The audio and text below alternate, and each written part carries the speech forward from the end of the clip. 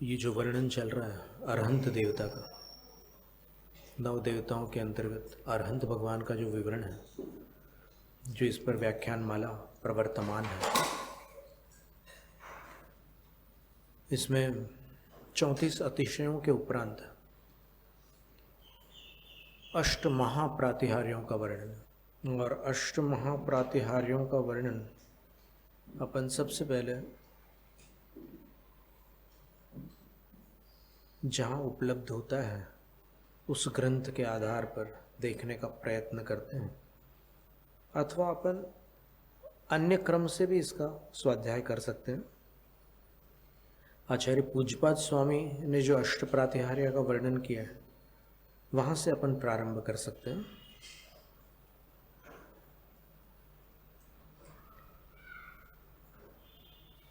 एवं चतुस्त्रिंशद अतिशयान अभिधाय, इस प्रकार 34 अतिशयों का कथन करके अष्ट महाप्रातिहार्याण्यभिधातुमाह, अष्ट महाप्रातिहार्यों का कथन करने के लिए आह। पूज्यपाद आचार्य कहते हैं वैडूर्य रुचिर वेटप प्रवाल मृदु पल्लवोपशोभित शाख श्रीमान अशोक वृक्षो वर मरकत पत्र गहन बहलच्छाय। अशोक वृक्ष, प्रातिहार्यों में अशोक वृक्ष का वर्णन कर रहे हैं। बहुत से लोगों को वो प्रातिहार्य स्मृति में भी होंगे कि भगवान के 8 प्रातिहार्य कौन से हैं। यहाँ पर अब उसका विवरण है। अशोक वृक्ष कैसा है? अशोक वृक्ष श्रीमान, शोभा संपन्न है।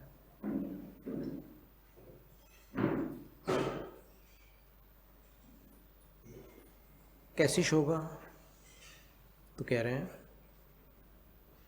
वैडूर्य इत्यादि, किं विशिष्ट इत्याह। वैडूर्य इत्यादि वैडूर्यैर् मणिविशेषैः रुचिरो दीप्रो विटपो विस्तारः सच प्रबालाश्च।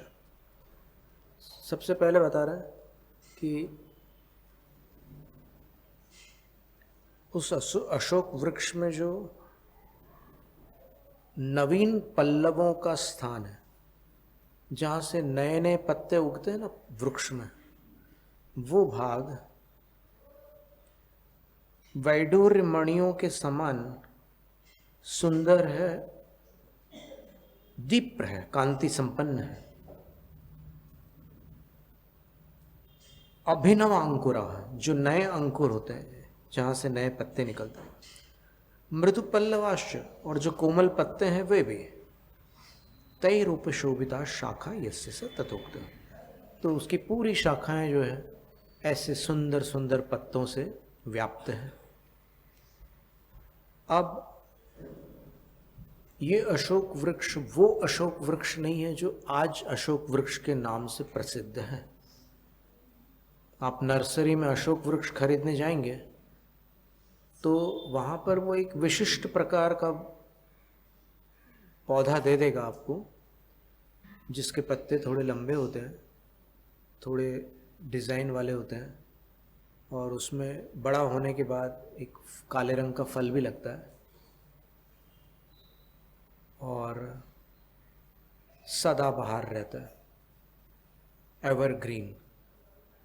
एवरग्रीन का अर्थ होता है, यानी जैसे बहुत से ऐसे वृक्ष हैं जिनके पत्ते किसी ऋतु में पूरी तरह से झड़ जाते हैं और फिर नवीन पत्ते आते हैं। पतझड़ में अधिकांश वृक्षों के पत्ते झड़ जाते हैं और फिर नए पत्ते आ जाते हैं, लेकिन आम्र वृक्ष, अशोक वृक्ष आदि कुछ इन्हें गिने ऐसे वृक्ष होते हैं जिनके सारे पत्ते कभी नहीं झड़ते, जो हमेशा हरे भरे ही मिलेंगे आपको। आम का वृक्ष कभी भी आपको खाली नहीं मिलेगा।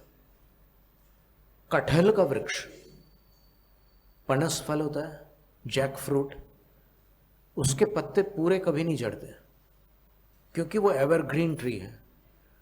आम्र वृक्ष के पत्ते नहीं झड़ते, अशोक वृक्ष के नहीं झड़ते। तो उस अशोक वृक्ष के साथ इसको मिलाना नहीं।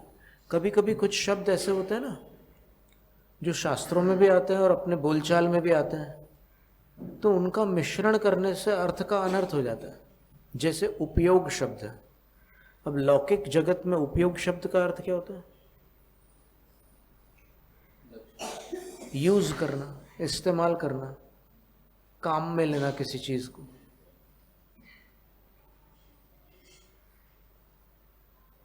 तुमने जो मुंबई से चश्मा बनवाया उसका उपयोग नहीं कर रहे हो? बोले नहीं, वो पुणे वाला चल रहा है अभी। तो इसका मतलब क्या हुआ? लौकिक जगत में उपयोग शब्द का अर्थ होता है इस्तेमाल करना, टू यूज। लेकिन शास्त्र में उपयोग शब्द का अर्थ क्या?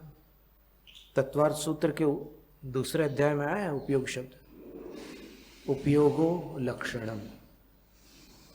परिभाषा क्या दी है? आत्मनश् चैतन्यानुविधायी परिणाम उपयोगः। आत्मा की चेतना का अनुकरण करने वाला जो परिणाम अर्थात भाव होता है उसका नाम उपयोग है। और चेतना का अनुकरण करने वाला भाव क्या है? ज्ञान और दर्शन। तो उपयोग ज्ञान और दर्शन रूप होता है। सद्विविधोष्ट चतुर्भेद,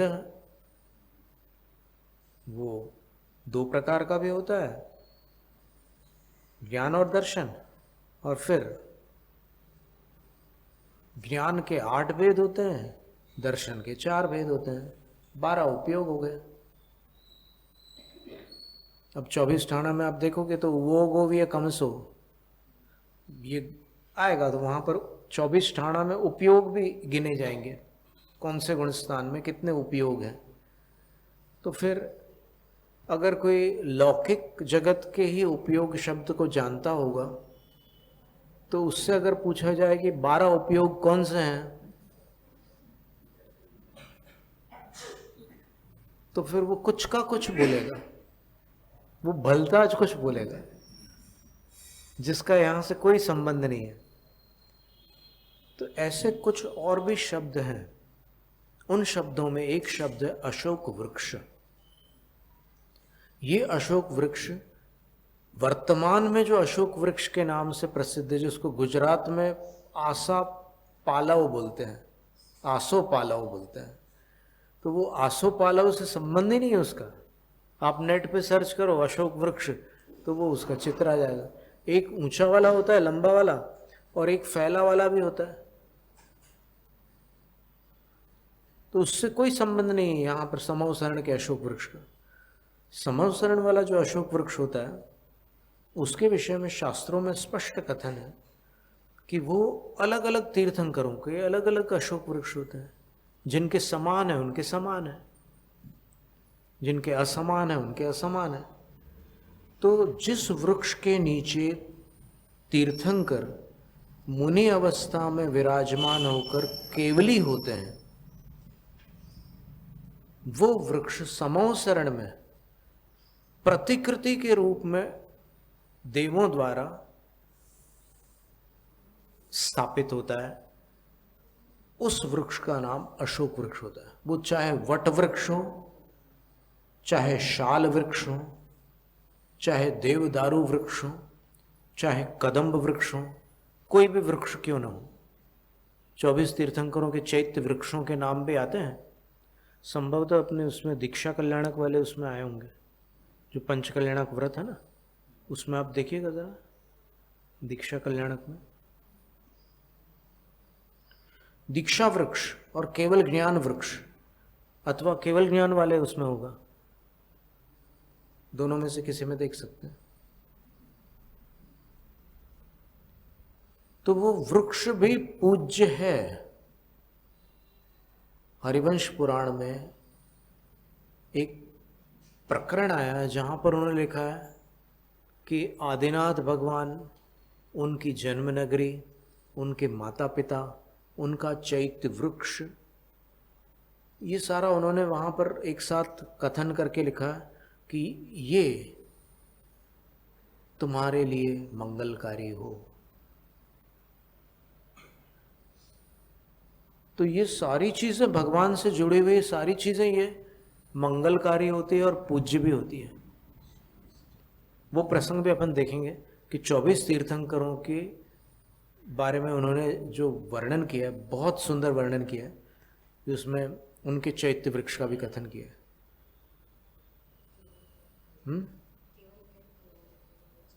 केवल ज्ञान कल्याणक में है ना वो जाप्य।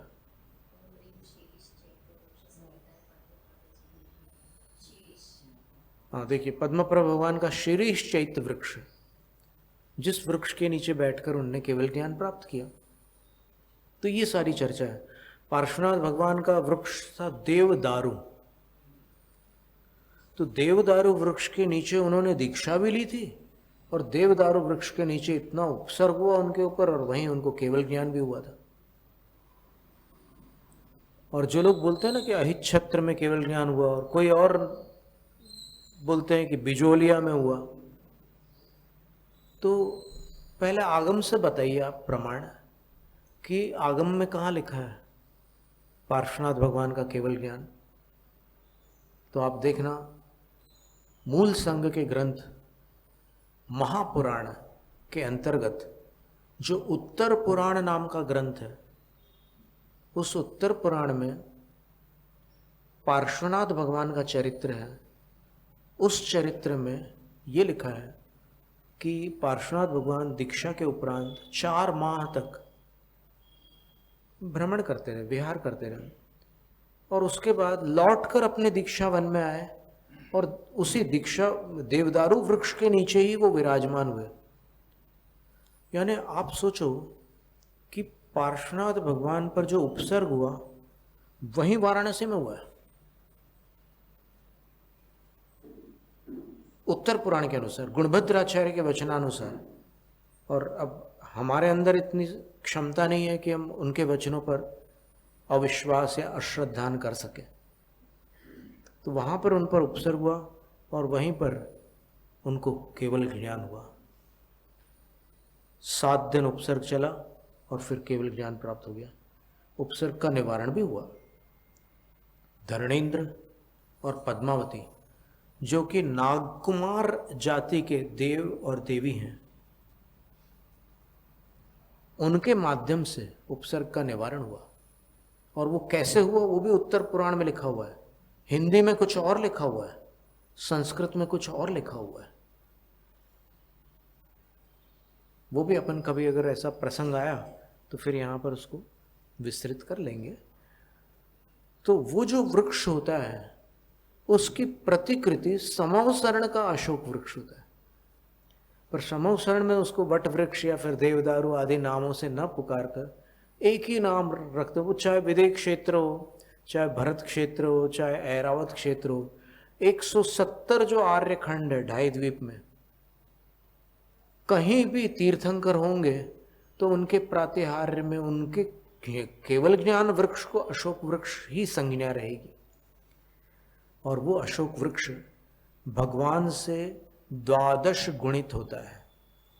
भगवान की अवगाहना अर्थात भगवान जितने ऊंचे होते हैं, महावीर स्वामी 7 हाथ के थे, तो 7 को 12 से गुणित कर दो तो उनका जो अशोक वृक्ष था, शाल वृक्ष, वो 84 हाथ का था, 84।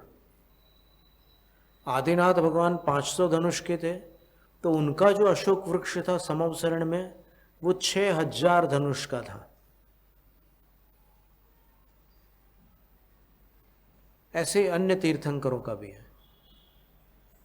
अशोक शब्द क्यों है? क्योंकि जो भी, अब एक बात तो ये है, कल्याण मंदिर स्तोत्र में तो कुमुदचंद्र आचार्य लिखते हैं कि वो वृक्ष, उस वृक्ष के नीचे आप विराजमान हो। तो आपके विराजमान होने से उस वृक्ष का सारा शोक समाप्त हो चुका है, चाहे वो किसी भी प्रजाति का क्यों न हो। जहां आप विराजमान होगे वहां पर क्या शोक रह सकता है? नहीं। तो फिर जब वृक्ष आपकी संगति में अशोक हो गया तो वहां आने वाले अन्य चेतन प्राणी, सैनी, पंचेंद्रिय जीव शोक को कैसे धारण कर सकते हैं? जब आपका वृक्ष ही अशोक है तो फिर आपके श्रोता सशोक कैसे हो सकते हैं? नियमतः वो आह्लादित रहते हैं, शोक मुक्त रहते हैं।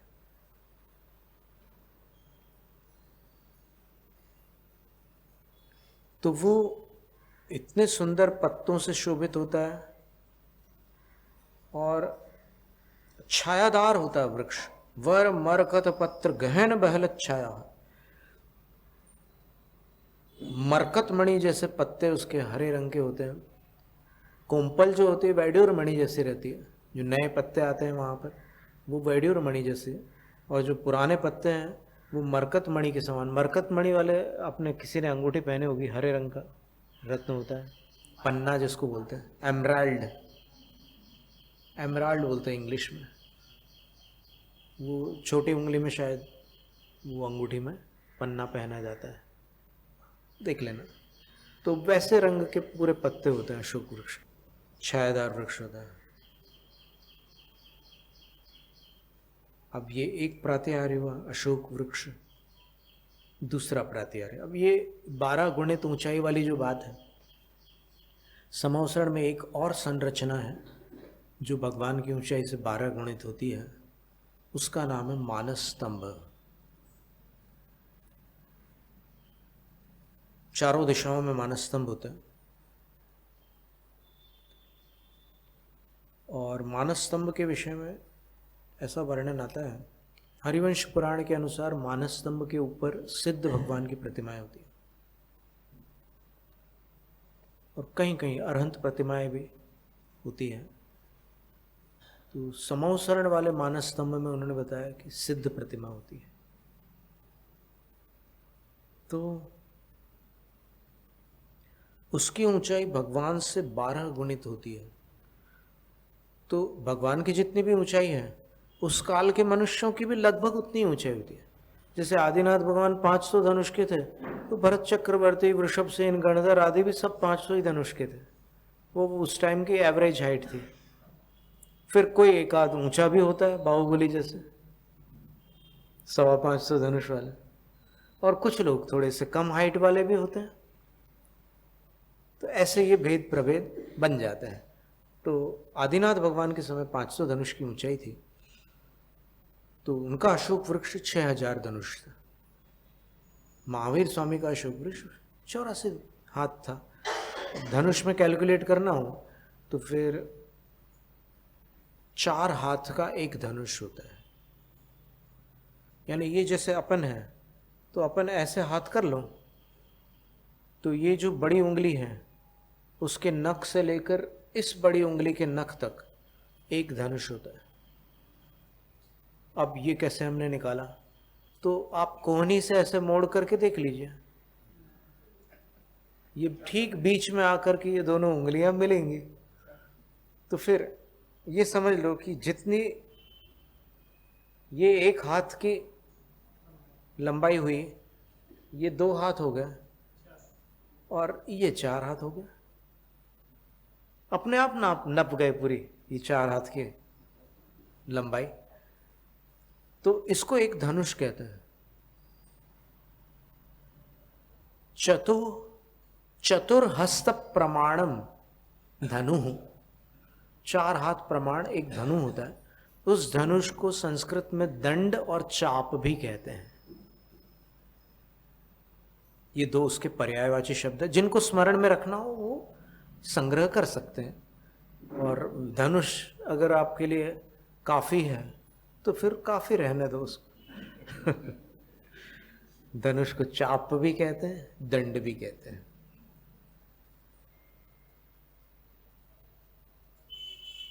तो साधु जब विहार करते हैं तो विहार करते समय एक दंड भूमि देखकर चलते हैं। मतलब क्या हुआ? 4 हाथ देख करके चलते हैं, ऐसा है। और किन्हीं ग्रंथों में इन चैत्य वृक्षों के नाम अलग भी मिलते हैं।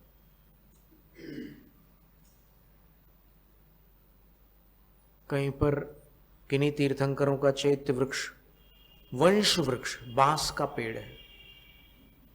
कहीं पार्श्वनाथ भगवान का चैत्य वृक्ष धौ वृक्ष भी बताया गया है। और उत्तर पुराण में देवदारू वृक्ष बताया गया है। देवदारू वृक्ष की लकड़ी बड़ी सुगंधित होती है। हिमालय के आसपास भी पाए जाते हैं और वाराणसी के आसपास के वन में भी थे ही वो। तो उस लकड़ी से जो पाटे वगैरह बनाते हैं, तो उसमें वो लकड़ी की खुशबू आती रहती है। जैसे हम जब वहाँ से निकले थे, हस्तिनापुर से हमारा विहार श्रवणबेलगोल जब हुआ था, तब वहाँ से कुछ लोगों ने जो पाटा रखा था विहार में, वो पाटा देवदारू का था। तो उसमें रात भर वो गंध आते रहती थी, वृक्ष के पाटे, उस लकड़ी की। धौ वृक्ष उत्तर पुराण में क्या लिखा है? उत्तर पुराण में देवदारू है ना।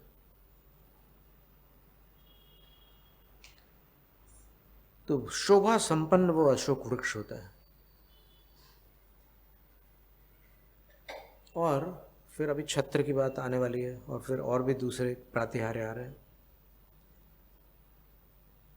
मंदार कुंद कुवलय नीलोत्पल कमल मालती बकुलाद्यैः समद भ्रमर परीतैर व्यामिश्रा पतति कुसुम वृष्टिर्नभसः।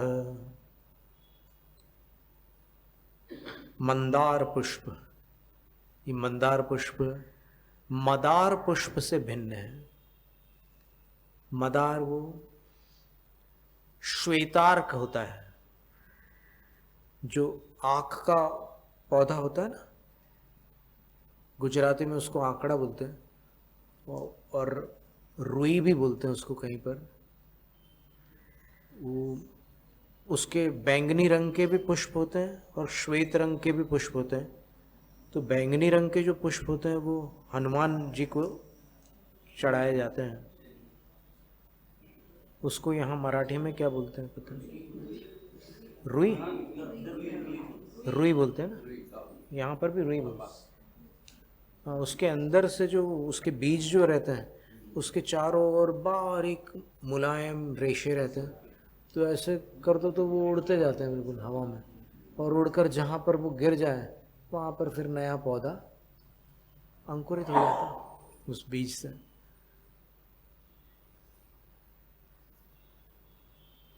तो मंदार पुष्प बड़ा सुंदर पुष्प होता है। वो मदार पुष्प से अलग है। मदार जो है वो श्वेतार्क है, सफेद अकौआ, उधर उत्तरापथ में इसको अकौआ बोलते हैं, आँख का पौधा। संस्कृत में अर्क बोलते हैं।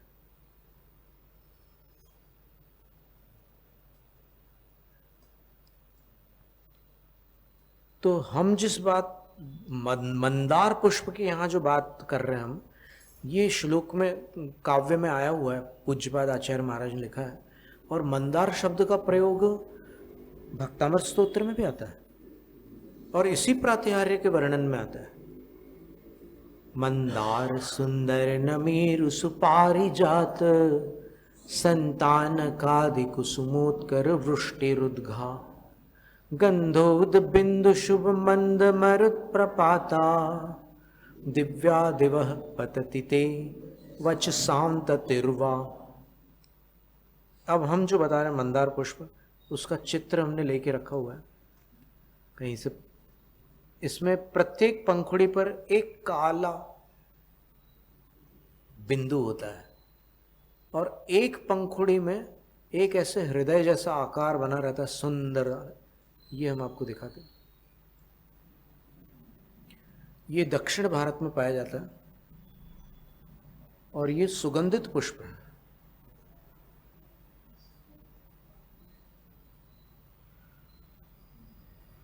ये मंदार पुष्प है।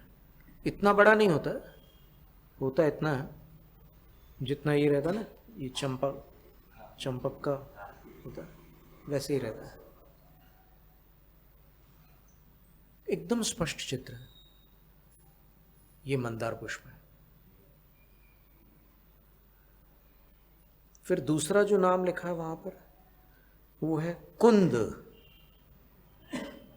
कुंद नाम का भी एक पुष्प होता है, श्वेत वर्ण का होता है। कुंद शब्द का प्रयोग भी भक्तामृत स्तोत्र में आया है। कहां पर? कुंदावदात। अवदात का अर्थ सफेद है, तो कुंद जैसा अवदात, चल चामर, जो चलायमान चामर है, मतलब कुंद पुष्प जैसे श्वेत उसके वो हैं रेशे, तो एक सफेद पुष्प। फिर कुवलय, ये एक प्रकार का लोटस होता है, कमल। फिर नीलोत्पल, नीले रंग का उत्पल। और फिर कमल, लाल रंग का कमल। तीनों लोटस की वैरायटी है। कुवलय भी एक प्रकार का लोटस है, फिर ये नीलोत्पल भी एक लोटस है, और कमल तो है ही है लोटस, तो तीनों प्रकार के कमल। फिर मालती, कैरव भी एक कमल का ही भेद होता है, पर वो श्वेत कमल होता है। सफेद कमल को कैरव कहते हैं। नीलोत्पल नीले कमल को कहते हैं। कुवलय भी वैसे प्राय नीले कमल को ही कुवलय बोलते हैं, पर थोड़ा सा वायलेट टाइप का उसका कलर कहाँ मिलेगा। ठीक है, ज़्यादा उसमें अपन नहीं जाते, इतना ही समझ लो कि ये सब श्रेष्ठ पुष्प जो होते हैं वो सारे पुष्प।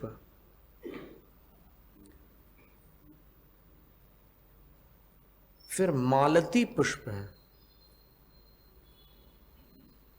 मालती पुष्प मालूम है कौन सा है? एक प्रकार की चमेली है, a kind of jasmine with fragrant white flowers which opens towards evening। शाम को खिलने वाला ये पुष्प होता है, श्वेत वर्ण का होता है, और चमेली की प्रजाति होती है। मालती, मधुमालती बोलते हैं। यहाँ पर रास्ते में अपन जब जाते हैं, वो धूप पड़ने से लाल हो जाता है और वैसे श्वेत होता है, धूप पड़ने के बाद लाल हो जाता है। और अगर सायंकाल जब वो खिलता है तब आप उसके आसपास होंगे तो उसकी खुशबू से पूरा वातावरण सुवासित रहता है। वो मालती पुष्प है। रात रानी तो अलग है, रात रानी अलग है, छोटा होता है वो रात रानी।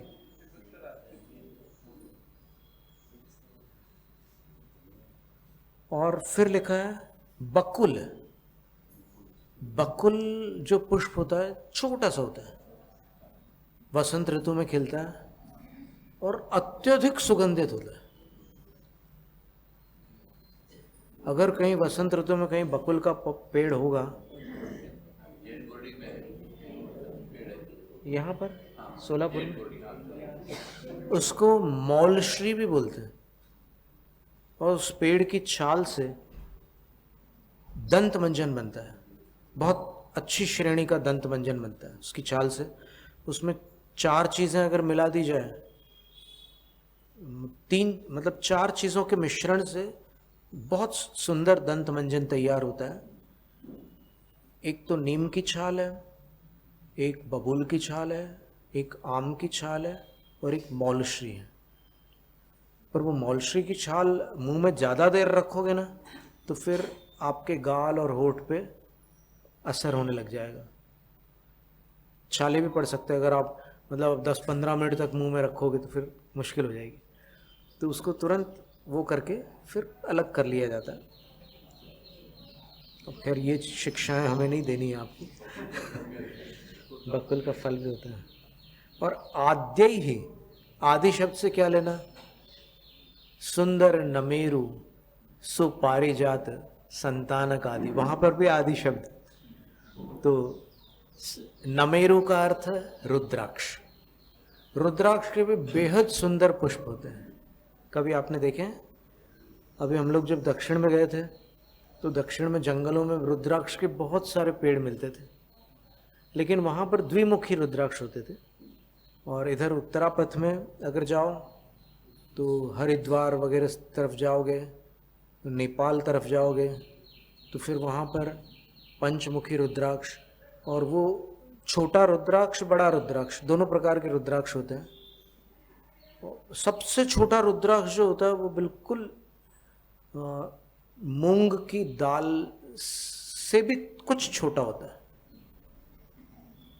मूंग की दाल जो अखंड होती है ना, मतलब समझ लो कि उससे आधा होगा सबसे छोटा रुद्राक्ष। हमें मूड बद्री में वो माला संभवतः वहाँ के जो भट्टारक चारुकीर्ति जी हैं उन्होंने भेंट की थी। नेपाल से कुछ लोग आए थे वहाँ पर। नेपाल में 1500 दिगंबर जैन लोग रहते हैं, तो वो लोग वो माला लेकर के आए थे। तो अभी हमारे पास होगी, जिनको देखने की रुचि हो वो अवश्य देख सकते हैं।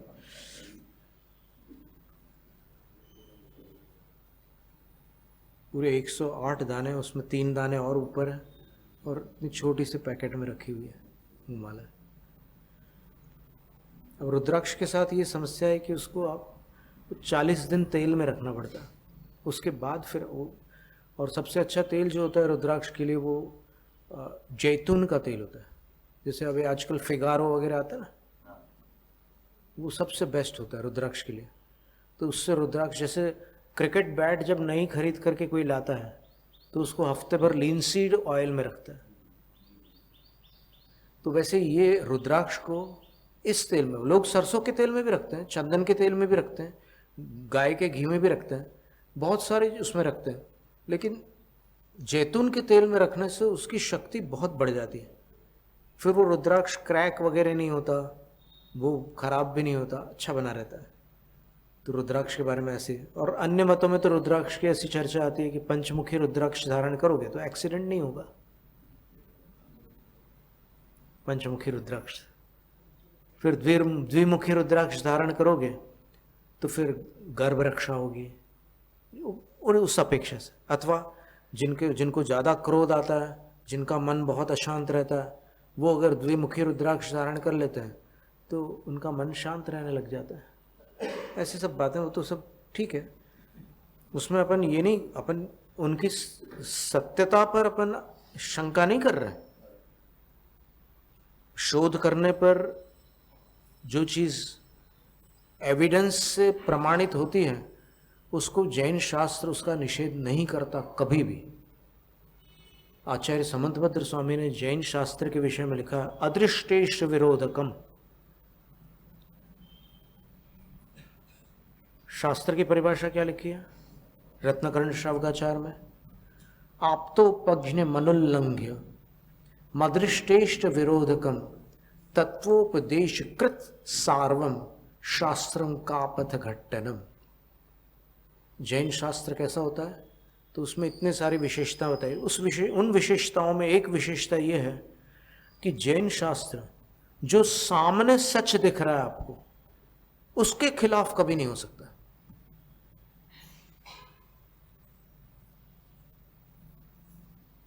और जो परोक्ष है, जिनेन्द्र प्रणीत है, कुछ ऐसी चीजें सूक्ष्म, दूरवर्ती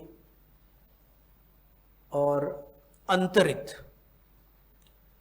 तो कुछ ऐसी चीजें हैं जो अपनी इंद्रियों से पकड़ में नहीं आ सकती, जैसे परमाणु। अब वो साइंस वाले परमाणु की बात नहीं है यहां पर, क्योंकि जैन शास्त्रों के अनुसार साइंस में जिसको परमाणु बताया गया है वो स्कंद है, और जैन शास्त्रों में जिसको परमाणु बताया गया है वो इनडिविजिबल मैटर है, यानी अविभाज्य पुद्गल को परमाणु कहते हैं, जिसका विभाजन हो ही नहीं सकता। और यहां तो क्या होता है कि न्यूक्लियर फिशन के माध्यम से एटम्स को तोड़ा जा सकता है, यूरेनियम के एटम को 2 पार्ट्स में तोड़ करके अलग एलिमेंट्स तैयार हो जाते हैं और फिर उसमें जो एनर्जी रिलीज होती है वो एटॉमिक विस्फोट कहलाता है, एक्सप्लोजन कहलाता है, और उससे तबाही मच जाती है। ऐसे ही हाइड्रोजन बॉम्ब जो होता है उसमें न्यूक्लियर फ्यूजन किया जाता है, 2 एटम्स को कंबाइन किया जाता है, और कंबाइन करते समय जो एनर्जी रिलीज होती है उससे 25 किलोमीटर का पूरा जो एरिया है रेडियस का, उसमें पूरी तबाही हो जाती है। तो अभी जिस एटम की अपन बात कर रहे हैं वो अविभागी परमाणु है। पुद्गल का अविभागी जो अंतिम अंश है उसको परमाणु कहते हैं, और वो अपने आप में स्वतंत्र पुद्गल द्रव्य है। वो पुद्गल का टुकड़ा नहीं है, वो अपने आप में एक स्वतंत्र द्रव्य है। तो बात क्या चल रही थी अपनी? पुष्पों की चर्चा तो चल ही रही थी, पर ये परमाणु आ गया ना बीच में, रुद्राक्ष की बात चल रही थी। तो ये सारी शक्तियां होती है द्रव्यों में। अचिंत्य शक्ति ही किल वस्तु तत्व, समयसार कलश में एक पंक्ति आई है। फिर काव्य अपुवा दीसदी पुग्गल द्रव्य से एरिसी सत्ती केवल ऋणान सहाओ विनाशिदो जाय जीवस्स। कार्तिकेय अनुप्रेक्षा में लिखा है कि पुद्गल द्रव्यों में भी बड़ी विचित्र शक्तियां होती है, अद्भुत अपूर्व शक्तियां होती है पुद्गल द्रव्य में। और उधर उदाहरण दिया है कि पुद्गल द्रव्य की शक्ति ने आत्मा के केवल ज्ञान को रोक रखा है, नष्ट कर दिया है। कितनी बड़ी बात कर दी। आत्मा के केवल ज्ञान को आत्मा ने नहीं रोका है, पुद्गल ने रोक रखा है। तो इसी प्रकार ये सारे पुद्गल द्रव्यों में क्षमताएं होती हैं। अब किसी को विश्वास ना हो तो ये ज्योतिष लोग बोलते हैं कि नीलम आप 24 घंटे धारण कर लो, अगर आपके प्रतिकूल होगा तो 24 घंटे में आपको परिणाम दे देगा वो। तो ऐसा निमित्त नैमित्तिक संबंध है। कर्म सिद्धांत से भी आप विचार करो अथवा कारण कार्य विधान की अपेक्षा से विचार करो तो बात स्पष्ट हो जाएगी कि हाँ, कुछ चीजें ऐसी होती है। सहजानंद वर्णी जी ने कहा था कि अगर तुम्हें इन बातों पर भरोसा नहीं है तो फिर तुम अपने हाथ पर जलता हुआ कोयला रख करके देखो और बोलो कि पुद्गल का कोई असर नहीं होता। बराबर होता है असर। बस जिस पर असर हो रहा है उसमें भी उस असर को स्वीकृत करने की क्षमता आवश्यक है। उसकी जो क्षमता है पुद्गल की, इसमें भी वैसी क्षमता जरूरी है। रेत से खिचड़ी नहीं बनती, लेकिन चावल और दाल से खिचड़ी बन जाती है। क्यों? क्योंकि रेत में खिचड़ी बनने की क्षमता नहीं है, चावल दाल में क्षमता है। तो इसी प्रकार अपने अंदर वैसी क्षमता हो तो फिर नीलम का दुष्प्रभाव नहीं होगा, और अगर अपने अंदर क्षमता ना हो तो फिर उसका दुष्प्रभाव होगा। 24 घंटे में पूर्व तत्काल परिणाम मिल जाता है, बहुतों का अनुभव है। इसी प्रकार अन्य भी बहुत सारे ऐसे पदार्थ होते हैं जिनका प्रभाव होता है। तो इसको अपन मिथ्यात्व नहीं कह सकते, ये सीधा सीधा निमित्त नैमित्तिक संबंध, इसमें काहेगा मिथ्यात्व? मिथ्यात्व तो विपरीत श्रद्धान को कहते हैं। इसमें कोई अंधविश्वास थोड़ी हो रहा है, ये तो पूरी एक साइंटिफिक प्रक्रिया हो रही है। ब्लू रेडिएशंस भी आंखों के लिए आवश्यक है, लेकिन एक्सेसिव रेडिएशंस आंखों के लिए नुकसानकारक है। तो अभी आजकल क्या हो गया कि उन्होंने जो चश्मा वाले उन्होंने ब्लू फिल्टर्स लगा दिए चश्मे में। तो उसके बाद जो सर्वेक्षण हुआ, तो अभी जो लेटेस्ट साइंटिफिक रिसर्चेस हैं, अभी यहीं पर सोलापुर में ही हमें जानकारी मिली, एक मेडिकल प्रोफेशनल से जानकारी मिली कि blue radiations are also beneficial for our eyes. वो नीली जो तरंगें होती है, नीली जो किरणें होती है, वो भी आंखों के लिए लाभकारी होती है। अगर अति करोगे तो फिर आंखें अंधी हो जाएगी। रात भर अगर आप मोबाइल को ब्लू फिल्टर के बिना देखते रहोगे तो आपकी आंखें खराब हुए बिना रह नहीं सकती। बिल्कुल अंधेरा है और फिर आप उसको देख रहे हो आप, तो आपकी आंखें खराब हो जाएंगी। कई लोगों के साथ ऐसी घटनाएं हुई है और कई लोग अपनी आंखें खराब कर रहे हैं अभी। जब होगी तब फिर रिपेयर करना मुश्किल पड़ेगा, ये स्थिति है। तो इंद्रियों के सुख तो है, आपके पुण्य से आपको प्राप्त है, लेकिन उसमें अत्यासक्ति अपने ही लिए हानिकारक होती है, कर्मों की अपेक्षा से भी और शरीर की अपेक्षा से भी। नमेरु, रुद्राक्ष को संस्कृत में नमेरु भी कहते हैं। आप रुद्राक्ष फ्लावर्स नेट पर सर्च करो, आपको अब भी दिख जाएंगे कितने सुंदर फूल होते हैं। और वो फूल ऐसे होते हैं घंटों जैसे, बिल्कुल घंटे की आकृति रहती है उसकी। आप देखोगे तो आपको लगेगा कि अरे ये रंग बिरंगे घंटे हैं, नीचे की तरफ ऐसे लटकते हैं। हमें याद है कि जब उस पहाड़ी को चढ़ करके हम लोग अगुम्बे घाट, एक दक्षिण कर्नाटक में एक स्थान है, वहाँ की पहाड़ी पर चढ़े थे हम, तो जो रुद्राक्ष के पेड़ मिले थे इधर कुंदाद्री जाते समय, तो उसमें जो फूल थे वो ऐसे लटक रहे थे, बिल्कुल घंटे जैसे रहते हैं।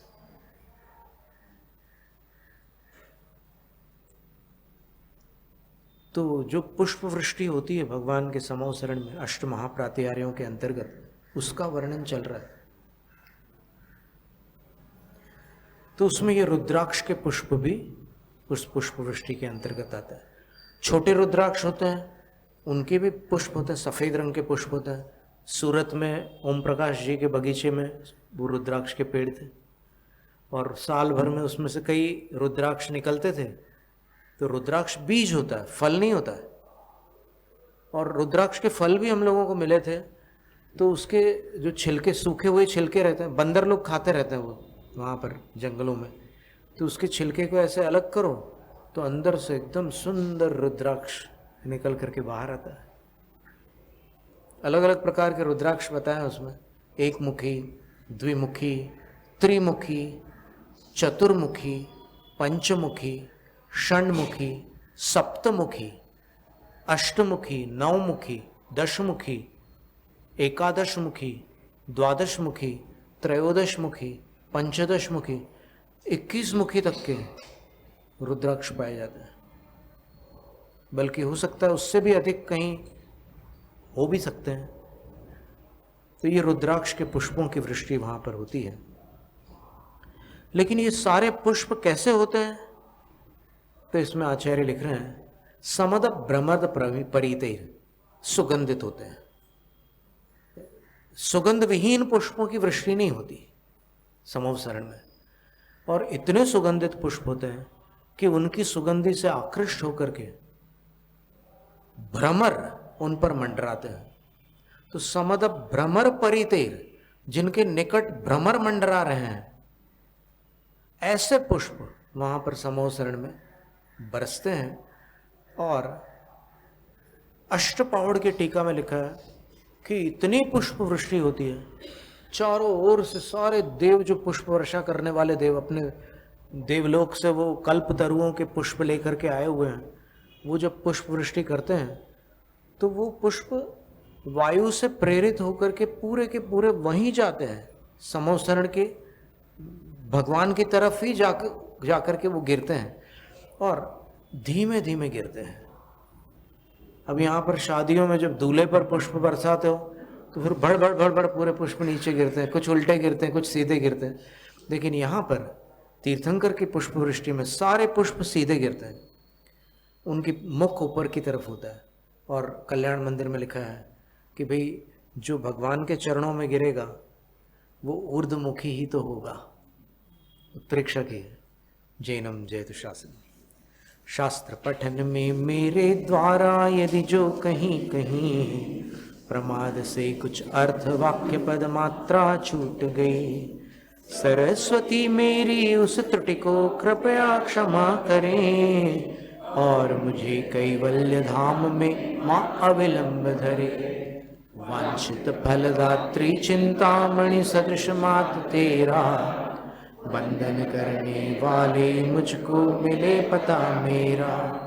बोधि समाधि विशुद्ध भावना आत्म सिद्धि मुझको मिले और मैं पा जाऊं मां मोक्ष महासुख।